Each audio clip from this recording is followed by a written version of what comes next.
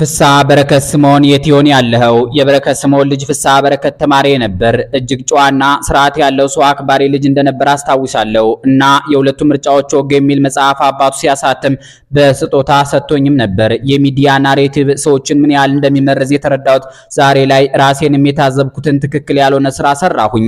መጽሐፉን ሳይድም ይዤ ስለነበር ያነበብኩት የተወሰኑ ገጾች እንደሄድኩበት አስጠላኝና ሼልፍ ላይ እንኳን ላስቀምጠው ተጸይፌ ለልጁ ይቅርታ ስጦታን ከምጥለው አክብረህ ነውና የሰጠኸኝ ስጦታን የትም መጣል ልክ አይደለም ብዬ መለስኩለት። የሚገርመው ነገር ግን በቀጣዩ ቅዳሜ የገርል ፍሬንዱ ልደት ይከበር ነበርና ከተጠሩት 4 መምህራን ውስጥ እኔ አንዱ ነበርኩ። በሰዓቱ የተክለ ብርሃን አምባዬ ልጅ ኤድና ሞል በስሟ የሚጠራላት ልክ አለመስራቴን ከደበረኝ ቤት ባስቀምጠው ምንም ችግር እንዳልነበረው ስትነግረኝ እስከዛሬም የማልረሳውን ትምህርት አስተማረችኝ። ተይው በረከት የሱም የኔም መሪ ነው።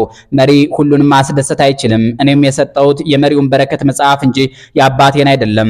በሱ አመራር የመበሳጨት መብት አለው። በሱ አመራር የሚደሰቱ እንዳሉ ማወቅ ተገቢ ነው ነበር ያላት። ንግግሩ ቃል በቃል አይደለም እና ለሊት 8 ሰዓት አካባቢ ወደ መኖሪያ ቤቱ ያደረሰኝም ራሱ ነበር እና የበረከት አይነት ጭራቅ እንዴት የፍስሐ አይነት ቅዱስ ወልዶ አሳደገ ብዬ አስብ ነበር። በነገራችሁ ላይ የጀነራል ሰዓረ ልጅ ማሾ ሰዓረም ተማሪ ነበር እና ከማልወዳቸው ተማሪዎቼ አንዱ ነበር። አሁን ሲገባይ ግን በረከት ሚዲያው ከልክ በላይ የዘመተበት የሀገር ሀብት ህወሓትን ዲሞናይዝ ለማድረግ እንደ ማብለያ አርሾ የተጠቀመበት ምስኪን ይመስለኛል። ምስክርነቱ ሐሰን ሙስጠፋ በተሰኘ የፌስቡክ ገጽ ላይ ፍስሐ በረከት የት ይሆን ያለው በሚል ጥያቄ ጀምሮ የቀረበ ነው። ጎንደር ነው ያደግኩት። ወላጆቼ ከኤርትራ ነው የመጡት። አማርኛ ነው የምናገረው። አፌን የፈታሁት በአማርኛ ነው።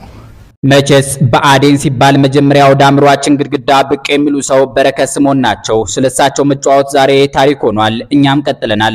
በረከት ስምዖን በውጊያ ወቅት የሚታወቀው ደፋር ተዋጊና አዋጊ እንዲሁም ለጓዶች ደህንነት የሚጠነቀቅ ተነሳሽ መሪ በመሆን ነው። ሌላው ጠንካራ ጎኑ አንባቢነቱ ነው። ከአድካሚ የእግር ጉዞ በኋላ እረፍት ሲያገኝ መጽሐፍ ወደ ማንበብ ይገባል። ገለጻው ሸማቂ ኮማንዶ ውስጥ ያለ ነው። የጦር ገበሬ ነኝ የሚሉን ብርጋዴር ጀነራል ተፈራ ማሞ በዚህ መጽሐፋቸው ገጽ 107 ላይ እንዲህ የገለጿቸው በረከት ስምዖን አወዛጋቢ ማንነት አላቸው። ወጣቱ በረከት ስምዖን ትግልን የጀመረው ፋኖ ተሰማራ እንደ ሆቺሚን እንደ ቼጉቬራ በሚባልበት ዘመን ነው።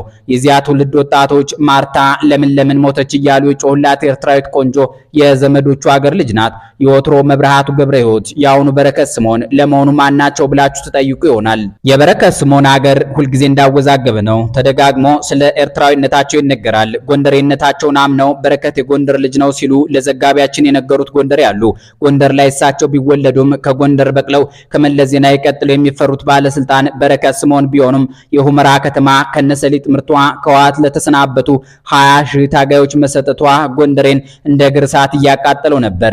የጎንደር አዝማሪም ዴሞክራሲ ማለት ዳቦይስ ባዶ አለቀለት ጎንደር ተንዶ እያለ ብሶቱን እንዳንገረብ ውሃ ሲያንፏፋው ያመሽ ነበር። በረከት ስምዖን ይውጣልህ ብለው በ1997 ምርጫ ሰሜን ወሎ ቡግና ውስጥ ብአዴን ኢህአዴግን ወክለው ተወዳድረዋል። በልማዱ መሰረት ሰው የተወለደበትን አካባቢ ወክሎ ይወዳደራል። እሳቸው ግን ኢህዴን ትግል የጀመረባትን ጎስቋሏን ቡግና መርጠዋል። የሆነው ሆኖ የበረከት ጎንደሬነት ጥርጣሬ የለበትም። ቢሆንም ግን በረከት ከያፓ ጀምረው ኮሙኒስት ስለሆኑ አገር የላቸውም ማለት እንችላለን። እንደ ቼጉቬራ፣ እንደ ካርል ማርክስ፣ እንደ ፍሬድሪክ ኤንግልስ ቁጠሯቸው። ደግሞ በረከት ስምዖን ብዙ አይነት ሰው ናቸው። ለአብነት በረከትን ጎንደር ውስጥ የወለዷቸው ኤርትራውያኑ የበረከት እናትና አባት ያወጡላቸው ስም መብርሃቱ ነበር። የአባታቸው ስም ደግሞ ገብረ ሕይወት እንደሆነ በቅርብ የሚያውቋቸው ሰዎች ይናገራሉ። በረከት ስምዖን የሚለው ስም የመግነኑ ምክንያት በ1993 ዓ.ም የኢህአዴግ ዋነኛ አባል በነበረው ህወሓት ውስጥ የተከሰተውን ክፍፍል ተከትሎ አሸናፊውን መለስ ዜናዊን ደግፈው በመቆማቸው ነበር። ለኤርትራ ስስ ልብ አላቸው የሚባልላቸው መለስ ዜናዊ አስረስ ከኤርትራ ዘሩ በመመዘዙ መከራውን የሚያይ ሰው ሲፈልጉ በረከትን አገኙ። በጋራም አሰብን እርሷት ማለት ጀመሩ።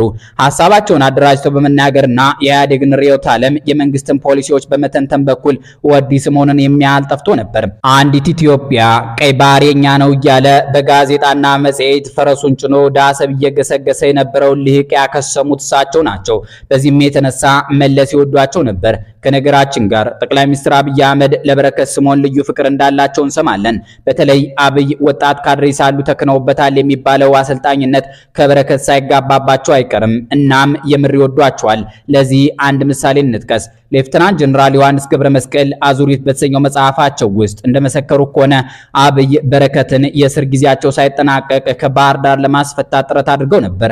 በሰሜን ኢትዮጵያው ጦርነት አጋማሽ ላይ ባህር ዳር ተገኝተው ከአማራ ብልጽግናዎች ጋር ከተነጋገሩባቸው ጉዳዮች አንዱ ይሄ ነው ሲሉ ጽፈዋል። እነ ዮሐንስ ቦያለው፣ አገኘው ተሻገርና እንደ ያሉት ያኔ ባጉል ጥላቻ የሰከሩት ብአዴኖች ግን በረከት ደምተው ያቋቋሙትን ፓርቲ እየመሩ ሰውየው እንዳይፈታ ከለከሉ። አብይም ተበሳጭተው ተመለሱም። ዛሬ ዮሐንስ ቦያለው እንደ በረከት ወህኒ ውስጥ ናቸው።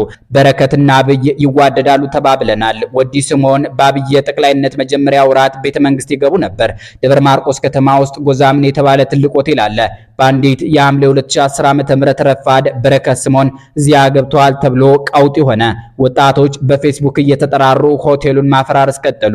ከሆቴሉ ፊት ለፊት እስከ ቅርብ ጊዜ ድረስ አንዲት መኪና ተቃጥላ ቆማ ትታያለች። እስከ 2013 ጥቅምት ድረስ ነበረች። ያቺ መኪና የበረከት ስምዖን ናት ተብላ በወጣቶች መንደዷን ጣቢያችን መንቆረር ተገኝታ አረጋግጣለች።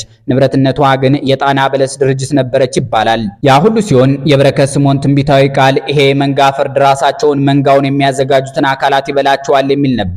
በእርግጥም ያለውጥ በሂደት አምባቸው መኮንንን፣ ጀነራል አሳምነው ጽጌን፣ አጫሉ ሁንዴሳን፣ በቴ ኦርጌሳን በመሰልቀጥ ገዱ አንዳርጋቸውን፣ ለማ መገርሳን፣ ንጉሱ ጥላሁንን፣ ደመቀ መኮንንን በመገፍተር ተጠናቋል። የዚያን ጊዜ ወዳጅ ያሁን ጠላት ሆኗል። በረከት እንደ ሰው ምን ይመስላሉ?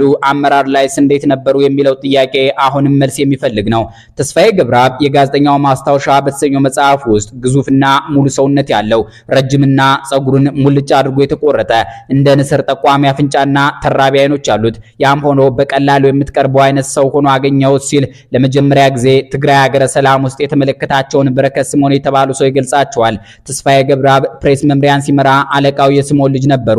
በዚሁ መጽሐፉ ላይ ስለሳቸው የነገረን ሌላ ምስጢር ደግሞ የበረከት የብቃት ችግር በአብዛኛው ካድሬ ይታወቃል። ስራውን በፕሮግራም መምራት የሚቸገር እየተሳደበ ራሱን ለስድብ የሚያጋልጥ አይነት ሰው ነበር። በስልክ እያወራው ሳለ ጆሮ ላይ ይዘጋብሃል። አንተም ታዲያ ጆሮ ላይ ስዘጋበት ቅር አይለውም። ብዙዎች የወታደር ጠባይ ያለው ይሉታል። ከተኮሰ በኋላ የሚጸጸት ከትዕግስት ጋር የማይተዋወቅ ስሜታዊ መሆኑ ይታወቅለታል። በወቅቱ በኃላፊነት ላይ ከነበርነው መምሪያ ኃላፊዎች ከአንዱ ጋር በስልክ ሲነታረኩ ቆይተው መምሪያ ኃላፊው በጣም ተናዶ አትጨማለቅብኝ ብሎ ጆሮ ላይ ሲዘጋበት እኔ እዚያው ነበርኩ። ከማዕከላዊ ኮሚቴው በታች ያለነው ካድሬዎች በረከት እንዳያጠቃን እንሰጋ እንደው እንጂ ክብር የሚሰጠው አልነበረም የሚል ነው። በስሜን ባይፈርስ የግዞት ሰንሰለት የተባለ መጽሐፍ የፊት ገጽ ላይ የምታዩቸው በረከትና መለስ ዜናዊ ናቸው። ስሜነ ከተስፋዬ በተቃራኒ የበረከት ስምዖን አድናቂ ነው። በአንድ ወቅት የበረከት ልጆች እንባል ነበር ብሎ ይደሰታል። ኤርሚያስ ለገሰም የዚሁ ኩራት አካል ነው። በበረከት ስምዖን ይመካባቸዋል። ተስፋዬ ገብረአብ ስለ ታጋዩ በረከት ሲጽፍ ውጊያ ላይ ጀግናና እብድ እንደነበር የወሬ ሰማ ነበር። ከደርግ ጋር በተደረጉ ውጊያዎች ብዙውን ጊዜ እልህ እየያዘው መምራቱን እየተወ ከተራይቷ መስመር እንደሚገባ አብረውት በውጊያ ላይ የዋሉ ታጋዮች እንዳወጉኝ ትዝ ይለኛል ብሏል። በረከት በ27ቱ የኢህአዴግ አድራጊ ፈጣሪነት ዓመታት የማስታወቂያ ሚኒስትር፣ የመንግስት ኮሚኒኬሽን ጉዳዮች ጽህፈት ቤት ሚኒስትር፣ የጠቅላይ ሚኒስትሩ የፖሊሲ ጥናትና ምርምር አማካሪ ሚኒስትር፣ በሚኒስትር ማዕረግ የፖሊሲ ጥናትና ምርምር ማዕከል ምክትል ዋና ዳይሬክተር፣ የኢትዮጵያ ሬዲዮና ቴሌቪዥን ድርጅት ቦርድ ሰብሳቢ፣ የኢትዮጵያ ንግድ ባንክ የቦርድ ሊቀመንበር የሚሉ መንግስታዊ ስልጣኖች ተዘርዝረዋል። በመጨረሻ ወልዶ ያሳደጉት ብአዴን አመራር በነበሩበት የጥረት ኮርፖሬት ላይ ፈጸሙት ባለው ጥፋት ከባዕዴን ማዕከላዊ ኮሚቴ አባልነት አግዷቸዋል።